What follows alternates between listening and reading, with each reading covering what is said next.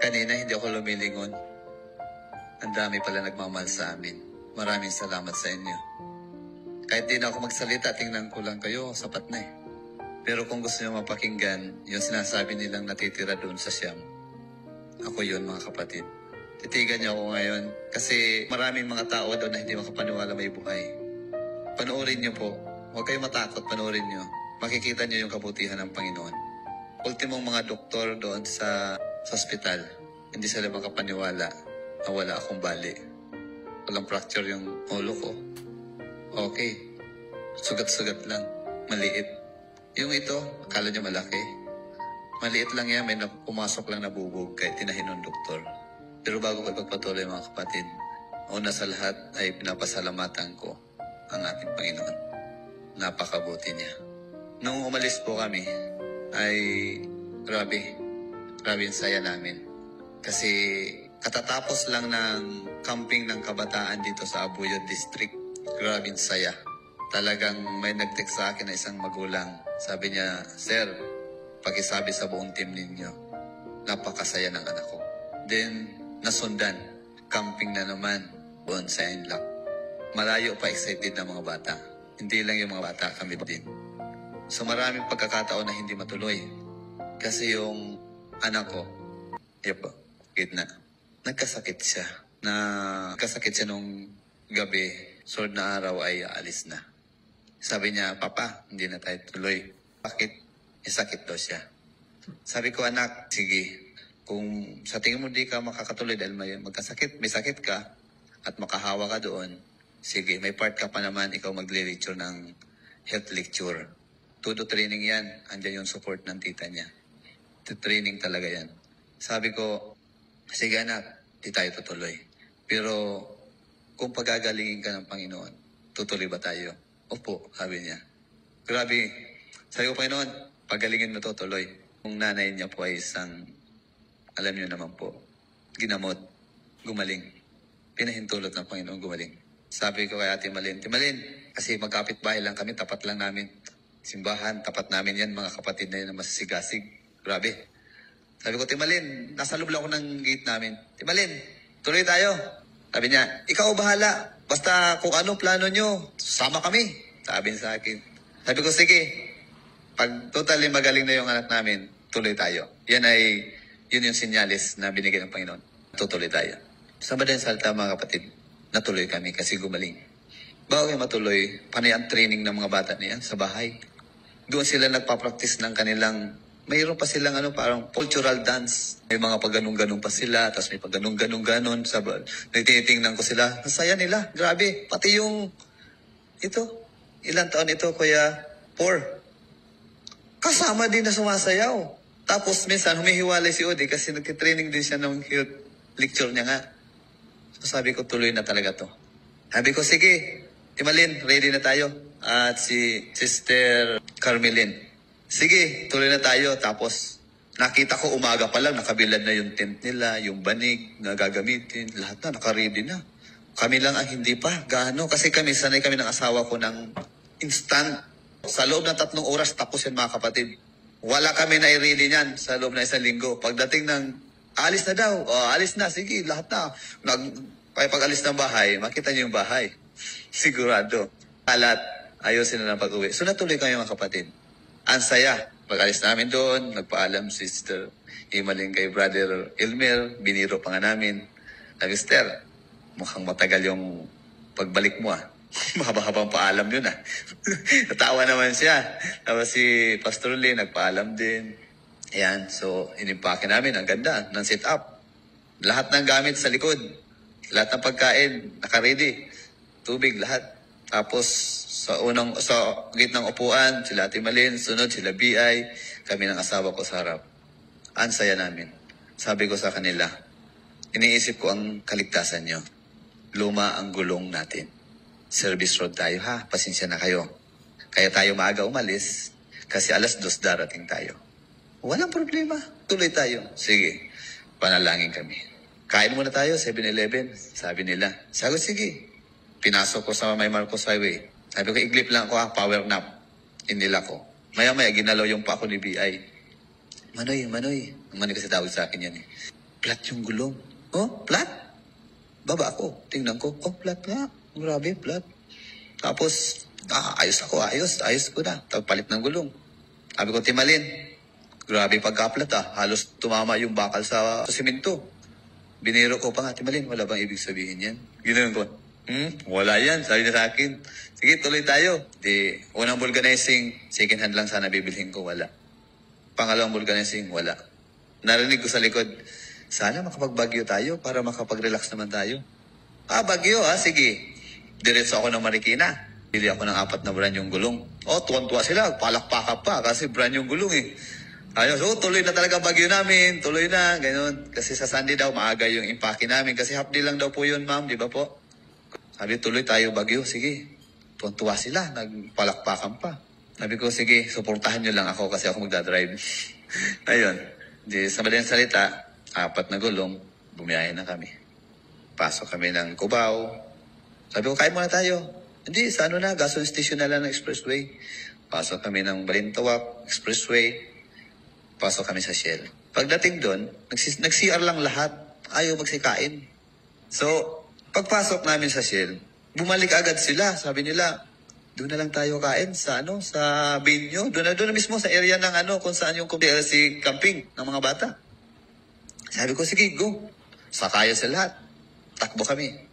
Sa totoo lang mga kapatid, ang pinaalala ng Panginoon sa akin, paglabas ng Shell, wala pang 1 kilometro. Kahit uliratin niyo ako ngayon, hindi ko na maalala. Hanggang doon na lang. Parang blackout na sa ngayon. Kaya nung magising ako, akala ko nananaginip ako. Sanay ako managinip mga kapatid ng parang totoo. Na nandoon sa talagang akala mo nandoon sa totoong senaryo. Nagising ako. Nasa ospital ako. May mga sugat-sugat. May pulis sa harapan ko. May kakulay ako. 2. Sabi ko, ano to? Pero nagtatagalog naman. Hindi ako nahirapan. Nagtagalog Sabi ko, ano po? Sabi sa akin, kami ay nagbabantay dito sa iyo. Sinasamahan ka namin. Ano kayo nangyayari ngayon? Panaginip na to. Sabi ng pulis, tanong sa akin. Hindi ko na, wala pa ako sa ulirat Ang sinasagot ko daw, Wigo, ganun-ganun. Driver ako, ganun. So, umalis yung pulis. Kasi hindi kayo magkaintindihan. Tapos, medyo nagka-ulirat ako mga kapatid. Tumating yung mga kapatid ko. Yung Kuya Juan, galing Antipolo. Sabi niya sa akin, wala kang kasalanan. Sabi sa akin, walang kasalanan. Nananaginip lang ako, walang kasalanan. Ano to? Tapos, sabi ko sa panaginip ko, bakit ganito? Nandito ako sa ospital. Mayroon akong kung ano mga nilalagay. Tapos ginagamot ako. Tapos may pulis. Sabi ko, pag gumaling kaya ako, ikukulong na ako. Nasa isip ko mga kapatid. Ang nasa isip ko, naibangga ko yung sasakyan. At nakabangga ako. Sabi ko, paano yung mga sakay ko? Asan ka ko yung mga sakay ko? Andyan lang sila. Ay, sabi ko, okay, buti na andyan lang sila. Pero ako, ikukulong na pag magaling na ako. Yun nasa isip ko talaga mga kapatid. Hindi umaamin lahat ng kausap ko. Kahit yung foreigner, hindi rin umamin. May dumating naman si Ma'am Joy. Kung maririnig niya itong sinasabi ko, hindi po kita kilala. Sabi niya, ako din, hindi kita kilala. Sabi ko, ba't andyan ka? Anong dahilan? Pinapabantayan daw ako ni Kuya Jimmy. Tapos, anong nangyari mga kapatid? Sabi ko, okay, buhayin sila. Sige. Tapos transfer kami sa taas. Nagkaulirat na ako mga kapatid. Nagkaulirat na ako. Totoo. Parang totoo na itong panaginip ko Talagang tinitingnan ko. Wow. Pag may umahawak sa akin, tinutusok ako. Totoo na nga. Tapos pinasitiskan pa ako. Sabi ko, ang haba ng panaginip ko Tapos mamaya, akala ko panaginip lang talaga mga kapatid. So, totoo lang. Hindi talaga nag-sink in sa utak ko na ang mga ito ay pinahinga na ng Panginoon. Hindi talaga nag-sink in sa utak ko. Kasi wala akong idea. Nasa baba lang daw. Akala ko, inaantay ako. Tapos, anong nangyari mga kapatid? Yung RTW, sabi, si Kuya, yun nandun sa siya lang po yung isang survivor. Mga kapatid, tumulo talaga luha ko. Para ako nanginig na lugmok ako, sabi ko, hindi na ito panaginip. Totoo na to. Tapos, pumasok yung kapatid ko, tinanong ko siya. Umamin na siya. Ako lang daw yung survivor. Grabe, kahit saan ako tumingin mga kapatid, iyak talaga ako, iyak. talagang tumaas talaga yung emotion level ko. Iyak talaga ako, naiyak. Pagtingin ko sa CR, kahit nasi CR din ako minsan, kapatid. Mga kapatid, tingin ako. Nakita ko yung timba, nawala yung sama ng tiyan ko. Naalala ko yung anak ko, pinaliguan ko sa timba. Alis ako ulit. Pagpasok ko, tumingin ako sa labas. Nakita ko naman yung mga mangga, nakatutok yung araw. Naalala ko na naman yung pamilya ko, yung asawa ko. Mahilig kami nature lover kasi kami. Grabe. Kahit saan ako tumingin, iyak talaga ako. Sabi ko, Panginoon, kisingin niyo na ako. Ayoko na, sabi ko, ayoko na sa ganitong panaginip. Pero mga kapatid, totoo na talaga. Totoo na pala yun. Hindi ako nagtanong kung bakit sa Panginoon. Hindi ako nagtanong. Tumululuha ako, umiyak ako. Sabi ko, kung yun po ang kalooban nyo, at sa dami-dami ng pagkakataon ng aming biyahe, kung hindi nyo po pinahintulot na maplat, hindi kami aabot dito. Kung nakabili agad ako ng gulong sa vulcanizing na 2, wala kami dito. Pinayagan mo akong bumili ng 4 na gulong na bago para dumaan kami sa expressway. Pinahintulot mo ito. Nagpasalamat ako sa Kanya sa kabila ng pangyayari. Panginoon, may purpose ka sa akin. Nahawakan ko katawan ko, mga kapatid. Ako, sa CT scan, wala akong bali. Ribs ko, mga kapatid, minsan nakita nyo mabagal-bagal lang. Hindi po nagkukunwari yun. Totoo po yun. Masakit talaga. Wala po yung bali, kahit kamay ko. Yung kasama ko nakasakay sa bus na 2, sila pa ang malala ang tama. Umalis ako, nandun pa sila, 1 linggo pa daw. Napakabuti ng Panginoon, mga kapatid. Kung mapanood nyo yung video, balikan ko yung sinabi ko. Huwag kayo matakot. Yung dashboard dumikip sa upuan ko. Napunta ako sa ilalim. Himala. Bumukas yung pinto, nalabas yung paa ko. Yung kamay ko na nakaibabaw. Napapanood ko yon pero hanggang hindi ko maalala na gumaganong-ganon. May nakita kayo ng mga ganong kapatid? Ako po yun. Ganong kabuti ang Panginoon. Hindi ko alam yun. Kaya, sabi ko, Panginoon, nagtatalo pa din yung yung emosyon ko. Sabi ko, Panginoon, kung talagang extend na naman ang buhay ko sa 4 na pagkakataon, huwag niyo na pong alamin yung 3. Magpapatuloy ako sa paglilingkod sa inyo. Doon pa lang sa loob ng hospital, mga kapatid, inumpisahan ko na. Yung 2, isang sakay, pasahero lang, isang driver na nakisakay lang kasi pauwi daw siya. Inumpisahan ko na yung ministry, mga kapatid. Matagal din kami nagsama doon. Nagdi-devotional kami. Kaswal. Hindi katulad sa atin na magkaroon tayo ng kantahan muna. Siyempre, inalam ko din ang status nila. Yung isa born again, yung isa Catholic. So, pinaramdam ko sa kanila na ako ay dating Katoliko. Sakristan, charismatic, magpapari, naging Seventh-day Adventist. Grabe, bigyan ko lang kayo ng kunti doon sa bago ako naging Seventh-day Adventist. Kasi doon ko po kinuha yung kwento na ginamit ko doon sa 2 pasyente doon. Kasama ng kanilang mga bantay. Kung paano ko pinasok yung doktrina ng pagkain sa pamagitan ng kwento. Sabat sa pamagitan ng kwento. Baptism sa pamagitan ng kwento. Yung baptism na yung kung paano ko nabinyag.